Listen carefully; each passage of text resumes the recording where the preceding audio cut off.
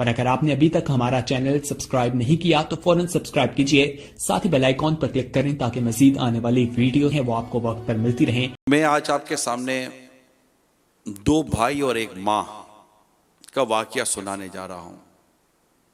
ज़्यादा सारे तवज्जो के साथ इस वाकये को सुने। ये दो भाई थे, एक बूढ़े हो चुके थे, उम्र बड़ी हो चुकी थी, और एक जवान थे। माँ, अब जब बड़ा बेटा बूढ़ा है तो माँ की उम्र कितनी होगी? माँ अपने बड़े बेटे के पास रहा करती थी। बड़ा बेटा बड़ा खिदमत गुजार बेटा था। माँ का इताअत गुजार था, फरमा बरदार था, माँ की खुशी, माँ की रिज़ा, और यूँ कहें कि माँ से मोहब्बत करता था। एक तो खिदमत तो है, लेकिन एक साथ साथ मोहब्बत होती है, ताल्लुक़ होता है, एक बड़ी अटैचमेंट होती है, बड़ी ज़बरदस्त अटैचमेंट हो जाती है। और उसका उसकी एक अपनी फीलिंग है उस अटैचमेंट की। तो बड़े बेटे को कुछ इसी तरह की अपनी माँ के साथ अटैचमेंट थी और खिदमत का सिलसिला जारी था। एक दिन दूसरे शहर से बेटा घर आया, जो छोटा बेटा था यानी उसका छोटा भाई। वो घर आकर कहने लगा, भाईजान अल्लाह आपको जज़ाए खैर अता फरमाए, आप माशाल्लाह अम्मी जान की बड़ी खिदमत करते हैं, और वाकई में देखता हूँ कि आपने बड़ी खिदमत की है, मोहब्बत करते हैं आप अम्मी जान से। मगर अब भाईजान आपकी उम्र बड़ी हो गई है, आप भी बूढ़े हो गए हैं, ज़रूरत इस बात की कि आपके बच्चे आपकी खिदमत करें। अब इस उम्र में माँ की, और माँ भी इतनी बड़ी उम्र की, तो ये आसान नहीं है। मेरी दरख्वास्त है कि मैं माँ को अपने साथ ले जाता हूँ। मुझे भी बड़ी तमन्ना है कि मैं भी माँ की खिदमत करूँ, मैं भी सवाब कमाऊँ, मुझे भी मेरी माँ से बहुत मोहब्बत है, वगैरह वगैरह। बड़े भाई ने कहा कि आप मुझसे मेरे बुढ़ापे में इतना बड़ा सवाब का और इतनी बड़ी नेकी का वो जो ज़रिया है वो छीनना चाहते हो? मैं माँ को नहीं दूंगा, माँ मेरे पास रहेगी। मैं कर सकता हूँ, अल्हम्दुलिल्लाह मुझ में हिम्मत है, मुझ में ताकत है, मुझ में सलाहियत है, अल्लाह का शुक्र है। आप यूँ ना समझो कि मैं कोई सब बूढ़ा हो गया और मैं अब नहीं कर सकूँगा, मैं करूँगा। छोटे भाई ने कहा, भाईजान आपके जज्बे बहुत अच्छे हैं, लेकिन मैं माँ को लेके जा रहा हूँ। यूं दोनों में माँ के ताल्लुक से बहस छिड़ गई। अब वो अपने दलाइल दे रहे हैं, बड़े भाई, छोटा बेटा अपने दलाइल दे रहा है। यूं बहस चलती रही, हत्ता के बात आस पास पड़ोसी और रिश्तेदारों तक पहुंच गई। केस क्या था? केस ये था कि बड़ा बेटा कहता था, जो बूढ़े थे, बड़ी उम्र के थे, बड़ा बेटा कहता था माँ मेरे पास रहेगी, छोटा बेटा कहता था माँ मेरे पास रहेगी। बड़ा बेटा कहता था मैं माँ की खिदमत करूंगा, छोटा बेटा कहता था नहीं भाईजान मैं माँ की खिदमत करूंगा। वो दोनों अलग अलग शहरों में रहते थे, लेकिन दोनों माँ के ताल्लुक से एक दूसरे से बहस में लग गए। खैर आसपास पड़ोस, रिश्तेदार, खानदान वाले जमा हुए, बातचीत होती रही, लेकिन कोई हल नहीं निकल रहा था। वो दोनों अपने अपने दलाइल दिए चले जा रहे थे। हत्ता के जब छोटे भाई ने ज्यादा वो किया तो दोनों भाइयों ने अदालत में मुकदमा कर दिया। मुकदमा क्या था कि मां किसके पास रहेगी? मुकदमा क्या था? मां किसके पास रहेगी? काजी ने दोनों के दलाइल सुने, दोनों की बातें सुनी और खूब गौर खोज किया, लेकिन दोनों के दलाइल, दोनों की बातें, दोनों की मोहब्बत, दोनों की अकीदत, दोनों की चाहत, दोनों की तलब मिसाली। काजी फैसला नहीं कर पा रहे कि मैं इनकी बूढ़ी मां को दूं किसको, छोटे को दूं कि बड़े को दूं। काजी ने, जो आज हम जिसको जज कह सकते हैं, काजी ने दोनों भाइयों को अपने चैम्बर में बुलाया, अपने ऑफिस में, और दोनों को अलग से बिठाकर समझाया। वरना दोनों ना माने भाई, बोले नहीं माँ मेरे पास रहे, बोला माँ मेरे पास रहेगी। कहा भाईजान आप बड़े हो गए हैं, बूढ़े हो गए हैं, अब नहीं कर सकेंगे। भाई कहे अब तक तो किया है ना भाई, मुझे बताओ मेरी खिदमत में क्या कमी रह गई है, मैंने क्या माँ को तकलीफ पहुंचाई है? छोटा कहे कि भाईजान मुझे भी तो सवाब कमाने दे, मैं भी तो माँ की खिदमत करना चाहता हूँ, मेरे बच्चे अपनी दादी के साथ रहना चाहते हैं, मेरी बच्चों की अम्मी अपनी सास की खिदमत करना चाहती है, मेरी फैमिली चाहती है कि हम भी ये सवाब हासिल करें। अब दोनों, अब काजी साहब का फैसला नहीं हो पा रहा। अब काजी साहब ने कहा कि मुझसे तो फैसला नहीं हो रहा, इनकी मां को लाया जाए। अब दोनों भाई अदालत में, अदालत खचाखच भरी हुई है, एक अपनी नौइयत का मुनफरिद मुकदमा चल रहा है कि दो भाई मां की मोहब्बत में मुकदमा लेकर आए हैं कि मां मेरे पास रहेगी, वो बोले मां मेरे पास रहेगी। कमाल का मुकदमा था। मां को दोनों भाई एक व्हील चेयर पर अदालत में लाए, दोनों के आंसू निकल रहे हैं, दोनों रो रहे हैं। मां का वजन कितना? मां इतनी बूढ़ी थी कि उसका वजन 20 kg था, 20 kg का उसका वजूद था, इतनी कमजोर, लागिर और बीमार। मतलब अब जो बुढ़ापे में क्या होता है, ऐसी मां की पोजीशन थी। दोनों भाई लाए। काजी साहब ने मां को कहा कि मैं माजरत चाहता हूं, मुझे आपको अदालत में बुलाना पड़ा, मुझसे मसला हल नहीं हो रहा। आपका बड़ा बेटा कह रहा है कि मां मेरे पास रहेगी, छोटा कह रहा है मां मेरे पास रहेगी, और मुझसे तो फैसला नहीं हो रहा। अम्मा जान आप ही कहें कि आपको किसके पास रहना है। अम्मा जान ने अपनी एक आंख अपने बड़े बेटे की तरफ की, एक आंख अपने एक बेटे की तरफ।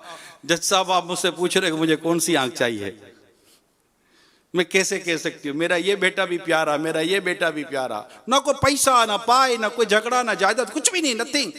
माँ के पास एक पीतल की अंगूठी थी बस, इसके बाद माँ के पास भी कुछ नहीं है। ऐसा नहीं कोई माँ को जायदादें कि माँ विरसे में छोड़ जाएगी तो मुझे मिल जाएगा, ना ना ना ना।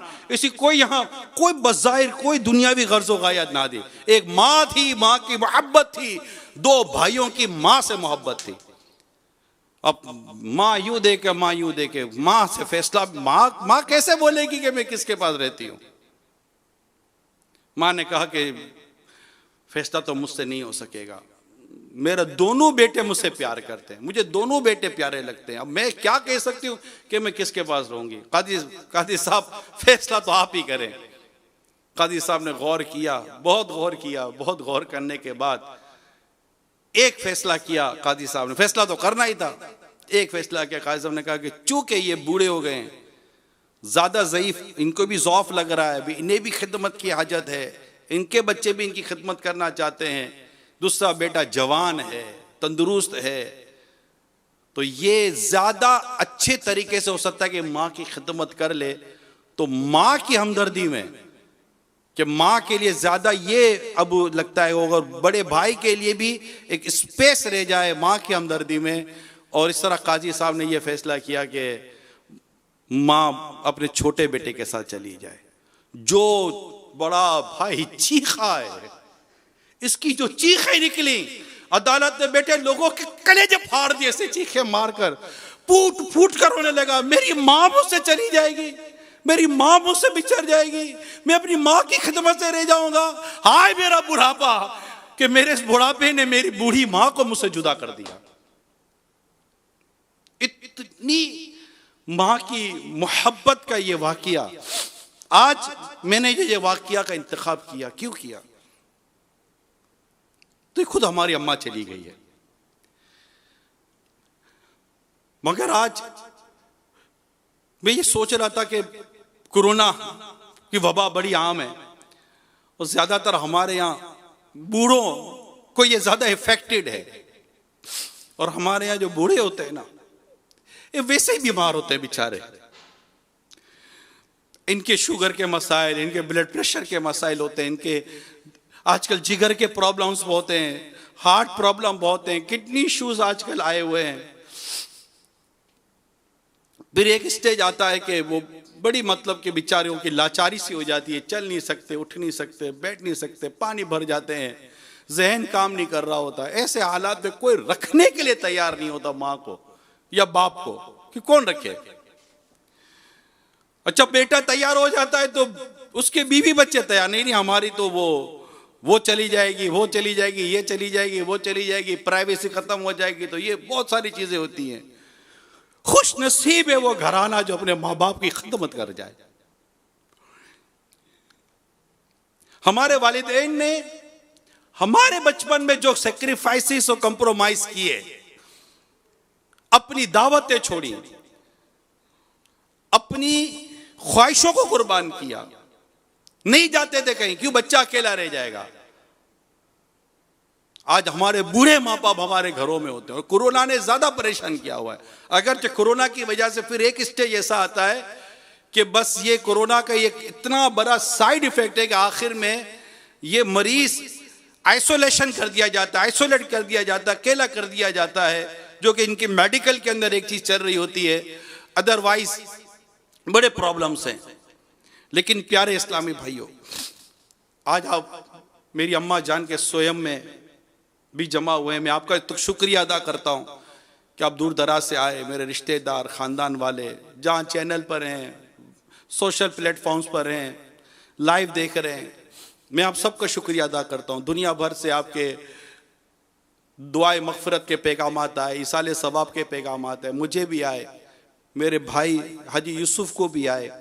अगरचे हम दोनों खालाजाद भाई ही कहलाएंगे, लेकिन जाहिर है कि वो रहे एक साथ, पले बड़े एक साथ है। जब मेरी उम्र 10 साल की थी जब वो उनकी विलादत हुई, जब 3 साल के थे तो इनके वालिद साहब चले गए, तो उस वक्त मेरी उम्र तकरीबन 13 साल की थी। उसके बाद हमारी अम्मा जान ने ही हमको पाला पोसा बड़ा किया, और आज आपके सामने जाना तो है सबको एक न एक दिन। अम्मा चूंकि बीमार थी, मेरी वालिदा भी बीमार थी, मेरी अम्मा भी बीमार थी, वालिद सभी बीमार थे, सब चले गए। बड़े भाई बीमार थे, वो चले गए। पिछले दिनों मामू बीमार थे, वो चले गए।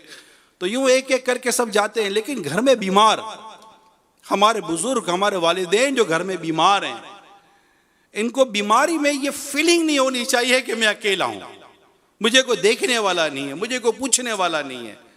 एक हॉस्पिटलाइज हो जाना, फिर हॉस्पिटलाइज हो जाने के बाद फिर वहां के प्रोटोकॉल्स की एक अलग डिटेल है, वो एक अलग डिटेल है।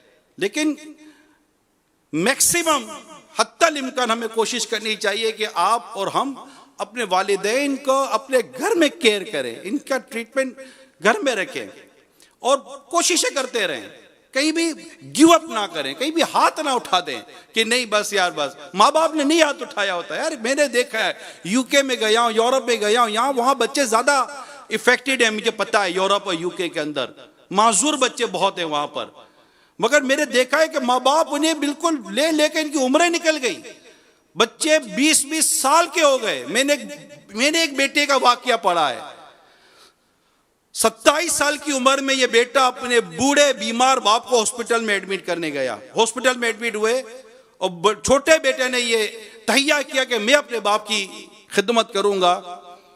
खिदमत 2 दिन, 2 माह, 4 माह की नहीं थी। मैंने किताब में पढ़ा है तकरीबन 13 साल उनके बूढ़े बाप अस्पताल में रहे। 13 साल तक ये 27 साल का नौजवान बेटा 40 साल का हो गया, मगर इसने अस्पताल में अपने बाप की खिदमत की। 13 ईयर्स कंटिन्यू उसने अपने वालिद साहब की खिदमत की। अस्पताल पे चाहती थी, अलग लोग आगे निकल गए, कहां के कहां मामला निकल गया। उसे नहीं पता था कि अस्पताल के बाहर की जिंदगी कितनी बदल गई है।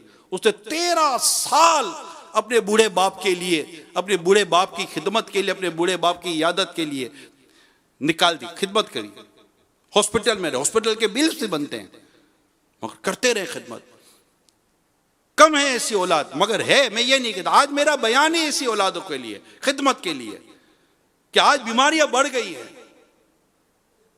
महज पैसे देने से काम नहीं चलता, खिदमत करनी पड़ती है, बैठना पड़ता है। बल्कि मैं कहूं कि ये मौका मिलता है फैमिली को, पोतों को मौका मिलता है, नवासों को मौका मिलता है, बेटे को मौका मिलता है, बहू को मौका मिलता है। बेटियां बाद औक़ात शादी के बाद वो इतनी ज्यादा इसमें अपनी खिदमत अंजाम नहीं दे सकती, लेकिन जो पोते पोतियां जो घर में उसकी हैं उनको मौका मिलता है। अगर मर्द बीमार है बूढ़े, तो उनके लिए, लड़कों के लिए ज्यादा चांसेस है। अगर माँ बीमार है बूढ़ी, उनके लिए, औरतों के लिए, बच्चियों के लिए ज्यादा चांसेस है। इसमें सवाब है, सवाब, खिदमत का सवाब। तो अल्लाह करे कि हम अपने बूढ़े माँ बाप, बूढ़े वालिदैन की खिदमत करें, ना कि हम इनको डांटे, इनको झाड़े, इन्हें इस बात की फीलिंग कराएं कि हम थक गए। अरे कैसे हो सकता हम थक गए? ये नहीं थके थे यार, हमारे माँ बाप कभी नहीं थके थे, इनको कभी थकन नहीं लगती थी। आज भी डायपर्स बड़ों के पहने जाते हैं, इनको भी बाथरूम्स के इश्यू हो जाते हैं और बड़ों बड़ों के डायपर्स लिए जाते हैं। तो क्या बचपन में हमारे डायपर्स को हमारे वालिदैन ने, हमारी माँ ने नहीं चेंज किया था? आज इनको खाने में प्रॉब्लम होती है, तो क्या कल हमको खाने में प्रॉब्लम नहीं हो रही थी? आज इन्हें हाथ से खिलाना पड़ता है, तो क्या हमें सालों साल तक माँ ने हाथ से नहीं खिलाए? 10-10, 12-12 साल माँ हमें हाथ से खिलाती है, और इतने देर में 2 बच्चे और माशाल्लाह पीछे आ जाते हैं, इनकी भी केयर उनकी भी केयर। एक साथ 3-3, 4-4 बच्चों को माँ और बाप पालते बड़ा करते हैं, और इनकी गोया के एक तरह से निगहदाश्त करते हैं। कहते हैं ना कि आज के इस पुरफितन दौर में किसी ने बड़ी प्यारी बात की कि 2 माँ बाप मिलकर 11 बच्चे संभाल सकते हैं, मगर 11 बच्चे मिलकर 2 माँ बाप को नहीं संभाल सकते। तो अपने वालिदैन की हमें कदर करनी है। एक लड़की के बारे में पढ़ा मैंने कि वो शादी के लिए कंडीशन रखती थी कि मेरे वालिद साहब इंतकाल कर गए, मेरी माँ बीमार है, मैं उस वक्त तक शादी नहीं करूंगी जब तक कि मेरी माँ की खिदमत की मुझे हाजत है। हत्ता कि जब उसकी माँ का इंतकाल हो गया तब जाकर उस लड़की ने शादी की, और इतनी उसको उसकी माँ की दुआ लगी है, किताबों में मैंने पढ़ा है, उस लड़की को इतनी माँ की दुआ लगी कि अल्लाह ताला ने उसे 2 बेटे दिए, दोनों को अल्लाह ताला ने अपनी बारगाह में मकबूल बंदा बना दिया। माँ की नेकी, माँ के साथ की हुई नेकी बहुत काम आती है प्यारे इस्लामी भाइयों। माँ के साथ की हुई नेकी, बाप के साथ की हुई नेकी बहुत काम आती है। एक नौजवान अपनी माँ की बड़ी खिदमत करता था, बहुत मोहब्बत, वो भी माँ से बहुत मोहब्बत करता था। हुआ ये कि एक दिन उसके दोस्त ने कहा कि मैं आऊंगा तो चलेंगे कहीं। क्या ठीक है, आ जाना, चलेंगे। अब था वो अकेला और एक माँ थी और ये थे। माँ को कहीं जाना होता तो बेटा ले जाता था, ना नहीं थी बेटे में। तो दोस्त गाड़ी लेकर घर पर आ गया और कहा चलो। तो उसने अपनी माँ को कहा अम्मी वो दोस्त आया हुआ तो मैं जाऊं, कहीं आपको जाना तो नहीं है? पहले क्या पूछा, आपको कहीं जाना तो नहीं है? मैंने बेटा कहीं जाने का अभी तो ज़हन नहीं है। ठीक है, हो, अल्लाह तुम्हारी हिफाजत करे। बेटा घर से बाहर निकला, गाड़ी में बैठे दोनों दोस्त, अचानक उसको याद आया कि यार वो मैं घर में चीज़ भूल गया। वो घर में चीज़ लेने के लिए गया। जैसे घर में चीज़ लेने के लिए गया, माँ ने कहा कि वो बेटा वो मुझे याद आया, मैं जाना एक जगह पर। क्या कहा? बेटा जाना एक जगह पर। तो जाना एक जगह पर जब बेटे ने कहा, माँ ने कहा, तो बेटे ने कहा कि अम्मी जान अभी वो आपने कहा था ना? हाँ बेटा मुझे याद आ गया, जाना है। ठीक है। बेटे ने क्या कहा? ठीक है। बाहर गया, बाहर जाकर दोस्त को कहा कि वो मुझे मेरी माँ के साथ काम है, मैं अब आपके साथ नहीं आ सकता। और दोस्त भी कहा ठीक है। दोस्त ने गाड़ी स्टार्ट की, चले गए। थोड़ी देर के बाद इतला आई कि गाड़ी का हादसा हो गया और जो दोस्त गाड़ी चला रहा था उसका वहीं पर इंतकाल हो गया। किताबों में लिखा है कि माँ की इताअत, माँ की रिजा और माँ की खुशी ने इसकी जान बचा ली। माँ बाप की खुशी, माँ बाप की रिजा। इसी तरह मैंने एक वाकया पढ़ा कि एक लड़के का एक्सीडेंट हो गया और गाड़ी पूरी तरह जैसे कि हादसे का शिकार हुई और बताओ आग लग गई गाड़ी में, और तस्वर नहीं किया जा सकता था कि इससे भी बचकर निकल आएगा।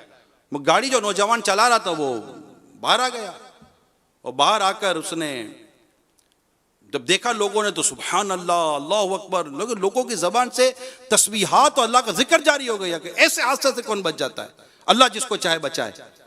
तो जैसे ही वो नौजवान बाहर आया, बज़ाहिर को इतनी चोटें इसको नहीं लगी थी, तो उसको कहा कि भाई तुम्हारी सी क्या नेकी है जो तुम्हें इतना कहा? बोला मुझे तो मेरी क्या नेकी याद आएगी, मैं तो नेक आदमी का हूँ।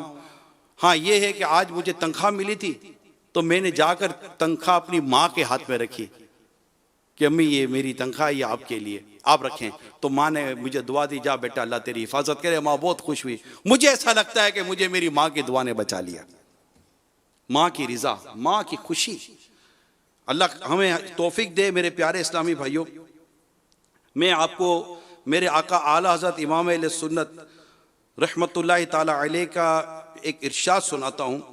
आप फरमाते हैं कि वालिदैन के साथ नेकी सिर्फ यही नहीं कि इनके हुक्म की पाबंदी की जाए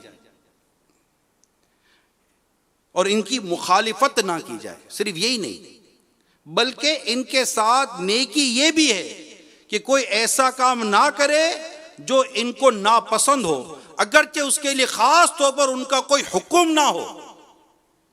इसलिए इनकी फरमा बरदारी और इनको खुश रखना, आला हज़रत इमाम अहले सुन्नत लिखते हैं, इसलिए इनकी फरमा बरदारी और उनको खुश रखना दोनों वाजिब है और नाफरमानी और नाराज करना हराम है। तो अल्लाह ताला हमें वालिदैन का मुत्ती और फरमा बरदार रखे, हमें इसकी बरकत अता फरमाए। जिनके वालिदैन जिंदा हैं, हयात हैं, या दोनों में से किसी एक को अल्लाह ताला ने ज़िंदगी दी हुई है, उनकी कदर करें, इनसे मोहब्बत करें, इनकी खिदमत करें, इन्हें तन्हाई का एहसास ना होने दें, इन्हें इस बात का एहसास ना होने दें कि मेरी औलाद मुझसे तंग है, मेरी औलाद मुझसे बेजार है।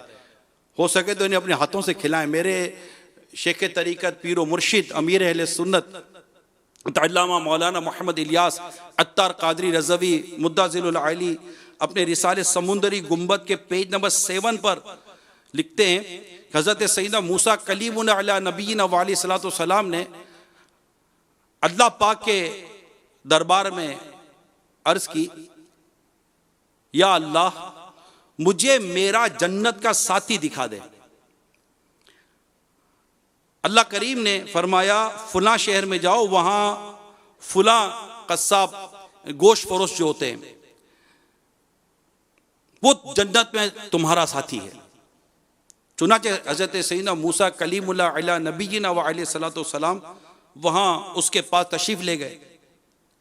अब तशरीफ ले गए, वो पहचानता तो था नहीं, मगर उसने मेहमान नवाजी की, उसने आपकी दावत की। जब खाना खाने बैठे तो उसने एक बड़ा सा टोकरा अपने पास रख लिया,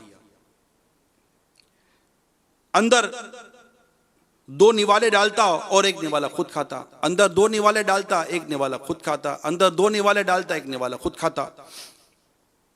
इतने में किसी ने दरवाजे पर दस्तक दी, नॉक की।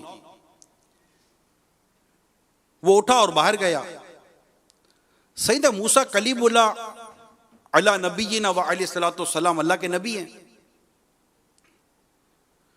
उन्होंने उस टोकरे की तरफ देखा तो उसके अंदर 2 बूढ़े मर्द और औरत थे, ज़ईफुल उम्र, बूढ़े मर्द और औरत।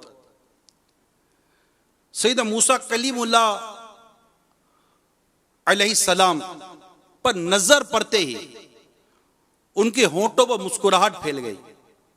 उन्होंने आपकी रिसालत की गवाही दी, यानी शहादत दी, और उसी वक्त उनका इंतकाल हो गया।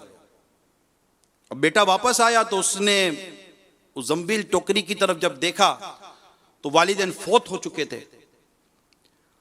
अब वो समझ गया और उसने हज़रत मूसा अलैहिस्सलाम के दस्तबोसी की, हाथ चूमे और अर्ज की, आप अल्लाह के नबी हज़रत मूसा अलैहिस्सलाम हैं, आप अल्लाह के नबी हज़रत मूसा अलैहिस्सलाम मालूम होते हैं। आपने फरमाया, तुम्हें कैसे पता चला? अर्ज की, मेरे माँ बाप रोजाना गिर गिरा कर दुआ करते थे, या अल्लाह हमें हज़रत मूसा अलैहिस्सलाम के जलवों में मौत अता फरमाना। इन दोनों के इस तरह अचानक इंतकाल फरमाने से मैंने अंदाजा लगाया कि आप ही हज़रत सैयदना मूसा अलैहिस्सलाम हैं। बेटे ने मजीद अर्ज की, मेरी माँ जब खाना खा लेती, गौर से सुनो मेरे प्यारे इस्लामी भाइयों, बेटा कहता है, हज़रत मूसा अलैहिस्सलाम की बारगाह में अर्ज करता है कि जब मेरी माँ खाना खा लेती तो खुश होकर मेरे लिए यूं दुआ करती, या अल्लाह मेरे बेटे को जन्नत में हज़रत सैयदना मूसा अलैहिस्सलाम का साथी बना दे। सैयदना मूसा अलैहिस्सलाम ने फरमाया, मुबारक हो, अल्लाह ने तुमको मेरा जन्नत का साथी बनाया है। ये है माँ बाप की फर्मा बरदारी का इनाम। अल्लाह ताला हमें भी माँ बाप की फर्मा बरदारी, इताअत का जज्बा अता फरमाए। हम इन्हें नाराज ना करें, चाहे वालिद हो या वालिदा हो, इनकी खदमत करें, इन्हें देखकर सवाब हासिल करें, इन्हें देखकर हम नेकियां कमाएं और इनकी खिदमत में अपनी जिंदगी गुजारें। और जिनके वालिदैन दुनिया से रुखसत हो गए, मेरे वालिदैन दुनिया से रुखसत हो गए, मेरे भाई यूसुफ के दोनों, इनके वालिदैन दुनिया से रुखसत हो गए। कई ऐसे देखने सुनने वाले होंगे जिनके वालिदैन दुनिया में नहीं होंगे। उन्हें चाहिए कि अपने वालिदैन के लिए दुआए मग़फ़िरत करते रहें, अपनी नेकियां करते रहें, क्योंकि जब गुनाह भी वालिदैन की जनाब बच्चे के आमाल वालिदैन के पास हाजिर होते हैं वफात के बाद, ऐसा ना हो कि वो औलाद के गुनाह देखकर रंजीदा हो जाएं, इनको तकलीफ पहुंचे। इनके लिए नेकी करें, इनके लिए सवाब वाले काम करें, इनके लिए सवाब जारिया वाले काम करें। वो काम करें जिनसे इनको सवाब मिलता रहे। ऐसी मस्जिद बनाना, ऐसे किताबों, दीनी किताबों के तहत जो सदका जारिया और सवाब जारिया के काम है उससे अंजाम दें। नमाज पाबंदी के साथ पढ़ें। दूसरा, अपने वालिदैन के दोस्तों के साथ हुस्न सुलूक करें, माँ हो या वालिद हो। जब किसी का इंतकाल होता है तो हम ऐलान करते हैं कि माफ़ कर दीजिएगा, तो उमूमन हम क्या करते हैं, हाँ माफ़ किया माफ़ किया। ये हमारी तरह से देखा जाए तो प्रैक्टिस है। मेरी दरख्वास्त ये है, जब जनाजे पर आकर, मैयत पर आकर माफ़ करना ही है, मुंह देखकर आकर माफ़ करना ही है कि हमने आपको माफ़ किया, तो जीते जी माफ़ क्यों नहीं कर देते हो भाई? क्यों ऐसी जिद करते हैं, तेरे जनाजे में भी नहीं आऊंगा, जनाजे में भी आ जाते हो? क्यों ऐसे ताल्लुकात कायम करते हैं कि जिसमें हमारी माफी और दरगुजर के रास्ते ना हो? ऐसा नहीं करना चाहिए। अच्छा सुलूक करें, बल्कि अच्छा सुलूक, रिश्तेदारी के साथ अच्छा सुलूक ये नहीं है कि उसने अच्छा किया तो आपने अच्छा किया, ये तो अदला बदला है। अच्छा सुलूक, सिले रहमी, हुस्न सुलूक ये है कि अगर उसने आपके साथ अच्छा नहीं किया तो आप उसके साथ अच्छा करें। हमारे साथ यही होता है कि उसने अच्छा नहीं किया, हम भी अच्छा नहीं करते। ऐसा नहीं होना चाहिए। हर एक के साथ अच्छा करें और उसके साथ सिले रहमी करें, हमदर्दी करें, अपने रिश्तेदारों का ख्याल रखें, इनके दोस्तों का ख्याल रखें। यही हमारी शरीयत, हमारे दीन और हमारे इस्लाम ने हमें समझाया है, बताया है, सिखाया है। रिश्तों को पहचानो, यहां तक समझाया कि रिश्तों को पहचानो। अगर तुम रिश्ते पहचानोगे नहीं तो इनके हक कैसे अदा करोगे? ननियाल और ददियाल दोनों के रिश्तों को पहचाना, यह हमारे बड़ों का काम है। हमारे बड़ों का काम है कि अपने बच्चों को ननियाल और ददियाल, माँ के घर से और बाप के घर से जो रिश्ते बनते इनकी पहचान कराएं, यानी खाला फूफी इनकी पहचान कराएं, चाचा मामू इनकी पहचान होती है। और खाला की तो बात ही कुछ हो रहे कि मैंने हदीस पढ़ी थी कि एक शख्स से बारगाह रिसालत में हाजिर होकर अर्ज की, हदीस बड़ी ईमान अफरोज है और इसमें खाला की मैं आपको एक अहमियत बयान करूंगा जो इस हदीस पाक को मैंने पढ़ा कि हदीस पाक में है, सल्लु अलल हबीब सल्लल्लाहु तआला अला मुहम्मद। हज़रत इब्न उमर रज़ियल्लाहु तआला अन्हु से रिवायत है कि एक शख्स ने नबी अकरम सल्लल्लाहु तआला अलैहि वसल्लम की खिदमत में हाजिर होकर अर्ज़ की, या रसूल अल्लाह सल्लल्लाहु तआला अलैहि वसल्लम, मैंने बहुत बड़ा गुनाह कर लिया है, तो क्या मेरी तौबा हो सकती है? फरमाया, क्या तेरी माँ है? अर्ज़ किया, नहीं। फरमाया, क्या तेरी कोई खाला है? अर्ज़ किया, हाँ। फरमाया, इससे अच्छा सुलूक करो। यहां खाला का जिक्र है खास तौर पर